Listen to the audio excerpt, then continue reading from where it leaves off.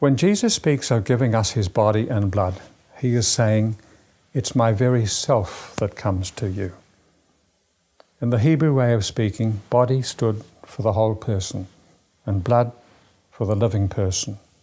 Reference to his body given up and his blood poured out was to his death as the culmination of the sacrifice of his whole self and his whole life for us.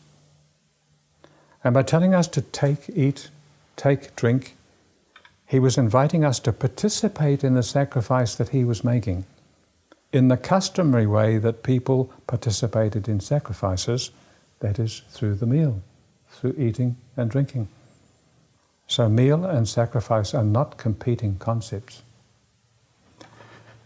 This union with Christ becomes the basis of a deeper union with one another. As St. Paul says, quote, though there are many of us, we form a single body because we have a share in this one loaf, unquote.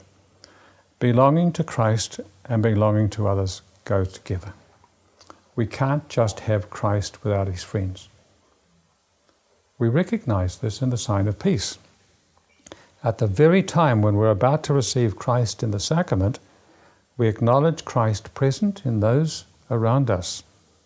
That makes this gesture different from a greeting, which would have taken place before Mass begins. Because the sign of peace has a different meaning, it is given differently. It's an expression of reverence. It's a principle of sacramental theology that the sacraments are celebrated and received humano modo, as the old textbooks used to say. In other words, in the way that humans act. That's why Holy Communion is given and taken in the manner that adults give and receive food, which is from hand to hand. And for infants and disabled people, food and drink are given directly to their mouths. It's not as if one way were more reverent than the other. Regarding hygiene, especially at times when spreadable diseases are about, it's a matter of charity and moral responsibility and common sense to minimize the spread of infections in the way that we give the sign of peace, in the ways that Holy Communion is given and received, and in the way the priest speaks over the chalice and the host.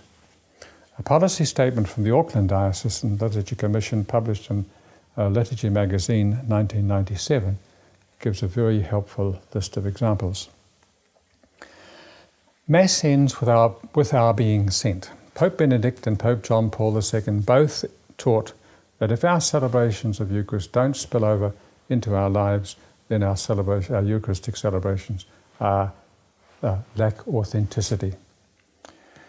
The Second Vatican Council taught that, quote, the split between the faith that many profess and their daily lives deserves to be counted among the more serious errors of our age.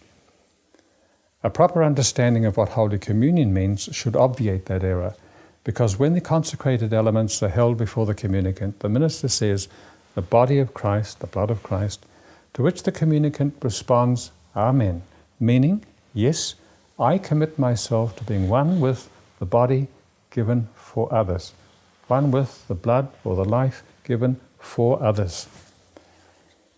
In other words, going out to be Christ to others belongs to the very meaning of our Holy Communion. This echoes the experience of Peter, James, and John when they were given a privileged time with Jesus on the mountain where he had been transfigured. Peter thought it was a great experience. He said, Lord, let's stay here.